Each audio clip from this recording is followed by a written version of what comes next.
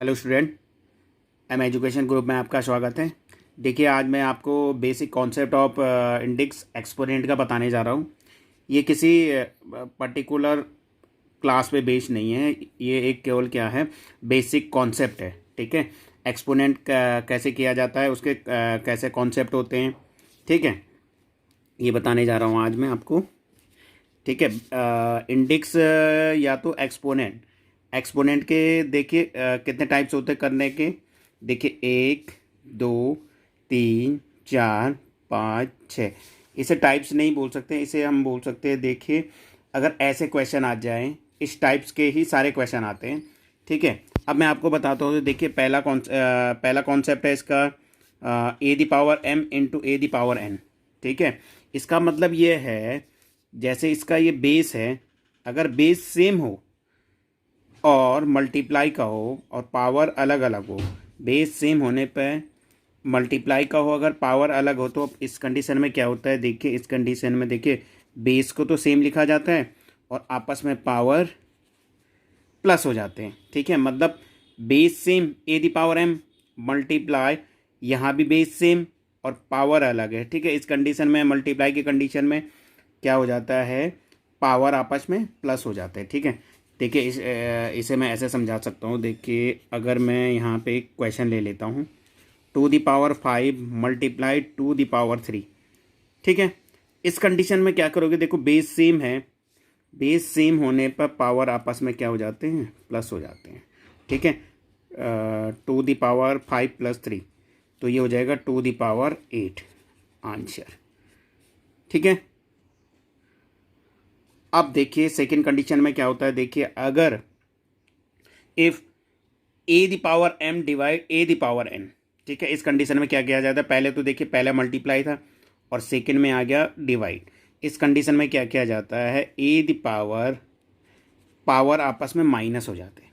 ठीक है, जो पावर होगी, दोनों के पावर आपस में माइनस हो जाएगा। बेस तो ये की लिखा जाता है और पावर आपस में माइनस हो जाते हैं। ठीक है, अब क्या करोगे, देखिए एक एग्जांपल के थ्रू समझाता हूँ आपको। 3 the power 5 divide 3 the power 2, तो बेस सेम, तो बेस को ऐसे ही लिखा जाएगा और पावर आपस में माइनस हो जाएगा। ठीक है, 3 दी पावर 5 - 2, तो 3 दी पावर कितना आएगा, 3। अब 3 दी पावर 3 आने पर इसको कैसे लिख सकते हो आप, इसको ऐसे लिखना है, 3 दी पावर 3 मतलब 3 को 3, 3 3 × 9, 3 × 27 आपका आंसर। ठीक है, अब थर्ड कंडीशन की ओर चलते हैं। देखिए, थर्ड कंडीशन में क्या है, A the power minus M. इस कंडीशन में क्या होता है, अगर पावर अगर किसी की माइनस में दी होती है, ठीक है, पावर अगर किसी के माइनस में दी होती है, तो इसका रेसिप्रोकल कर देते हैं। जैसे ए दी पावर, अब मैं यहाँ पे समझाता हूँ। देखिए, थर्ड वाला है, जैसे थर्ड है आपका ए दी पावर माइनस एम। ठीक है, इस कंडीशन में क्या किया जाता है, देखिए इस कंडीशन में इसका रेसिप्रोकल हो जाता है, इसका उल्टा। ठीक, तो ये हो जाएगा 1/A⁴ इसका उल्टा कर देते। देखिए, अगर इसके नीचे कोई डिजिट नहीं है तो इसका अपॉन में 1 लगा सकता हूँ मैं। ठीक है, अपॉन में 1 लगाने के बाद इसकी इसमें कोई चेंजेज हुए नहीं हुए ना, तो इसके नीचे अगर 1 लगाऊँ तो कोई फ़र्क नहीं पड़ेगा। अब मुझे क्या करना पड़ता है, पावर से माइनस हटाना पड़ता है। ठीक है, पावर से माइनस हटाने के लिए इसका उल्टा, और पावर तो एम ही रहेगा। ठीक, अब देखिए, अगर मैं एक एग्जांपल के थ्रू आपको समझाता हूँ, 2 दी पावर -5। ठीक, अब ये माइनस को इसके नीचे 1 लगाओ, कोई फ़र्क पड़ेगा नहीं पड़ेगा। ठीक है, इसके पावर में माइनस हटाने के लिए मुझे क्या करना पड़ेगा, 1/2 दी पावर 5। ठीक, और इसे ऐसे ही नहीं लिखना है, 5 है तो 1/2 मल्टीप्लाई 1/2 मल्टीप्लाई 1/2 5 बार लिखना है। ठीक है, फिर इसको मल्टीप्लाई 2 2 जा 4 2 जा 8 2 जा ऐसे करके करना है। ठीक है, स्टूडेंट, अगर समझ में नहीं आ रहा तो आप मुझे ये कमेंट कर सकते हो। अगर समझ में नहीं आ रहा तो कमेंट कर सकते हो, फिर मैं आपको दोबारा से एक्सप्लेन करा दूंगा। ठीक, अब थर्ड वाला आपका हो गया। अब आ जाता आपका फोर्थ पे। फोर्थ वाली कंडीशन क्या है, देखिए यहीं पे करवा रहा हूँ। फोर्थ की कंडीशन क्या है, देखिए फोर्थ की कंडीशन है, A the power M the power N, मतलब A the power M the power N, मतलब अगर कोई ऐसे आ जाता है, देखो एग्जाम्पल के 2⁻³ द पावर 2, दो पावर एक साथ आ जाते हैं तो पावर आपस में, इसमें इस कंडीशन में क्या होता है, इस कंडीशन में पावर आपस में मल्टीप्लाई हो जाता है, 3 × 2 = 6, ठीक है, ऐसे लिख लिया जाता है। अब ये भी समझ में आ गया आपका। अब आ गया फिफ्थ कंडीशन पे। फिफ्थ कंडीशन आपका है अगर a⁻0, तो इस कंडीशन में क्या होता है, किसी की भी पावर अगर 0 हो तो आंसर सीधा 1 लिख दिया जाता है, ठीक है। जैसे मैंने लिख दिया 2⁻0, तो इसका सीधा सीधा आंसर 1 आएगा, ठीक।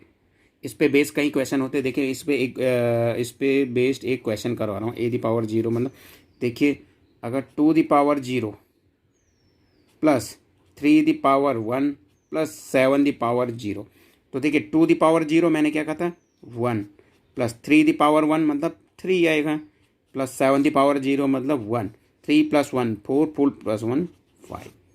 आया समझ में। इस पे बेस बाद में क्वेश्चन कराऊंगा, लेकिन अभी मैं आपको ये वाला समझा देता हूँ, ठीक है। अब आपका ये भी हो गया। अब इस कंडीशन में क्या करते हैं, a⁻m, देखिए a⁻m डिवाइड a⁻n, ठीक है, ये होगा a⁻m डिवाइड a⁻n। देखिए इसी टाइप्स का a⁻m डिवाइड a⁻n, तो इसे मैं इस टाइप से लिख सकता हूँ, क्यों नहीं लिख सकता हूँ, तो मैं इसे ऐसे लिख सकता हूँ a⁻m डिवाइड a⁻n। इसे मैं a⁻m अपॉन a⁻n को कैसे लिख सकता हूँ, a⁻m डिवाइड a⁻n, ठीक है। अभी कौन सी कंडीशन थी, देखिए सेकेंड कंडीशन। इस कंडीशन में क्या किया जाता है, देखिए इस कंडीशन में आप क्या करोगे, बेस सेम, पावर आपस में माइनस हो जाएंगे, ठीक है। अगर देखिए सबसे इजी ट्रिक होता है, देखिए अगर मैं ऐसे करके बताता हूँ, देखिए इसी वाली कंडीशन में 2⁵ अपॉन 2⁵, तो इसको कैसे है 2⁵ डिवाइड 2⁵, तो देखिए वैसे इसको करने का ट्रिक क्या होता है, देखिए 2⁵ मतलब 2 को कितनी बार लिखोगे, 2 3 4 5, 2⁵ मतलब 2 × 2 × 2, 2 से 2 कैंसिल, 2 से 2 कैंसिल, 2 से 2, तो 2⁵ आ गया आंसर। तो इसे भी माइनस करूँगा, 5 - 3 2, तो ये हो जाता है आपका बहुत लंबा मेथड हो जाएगा, ठीक है। इसलिए एक्सपोनेंट के थ्रू उस क्वेश्चन को किया जाता है। देखिए अब आपका आएगा ये वाला, हो गया आपका a⁻m अपॉन a⁻n, ठीक है। ये सारी कंडीशन है।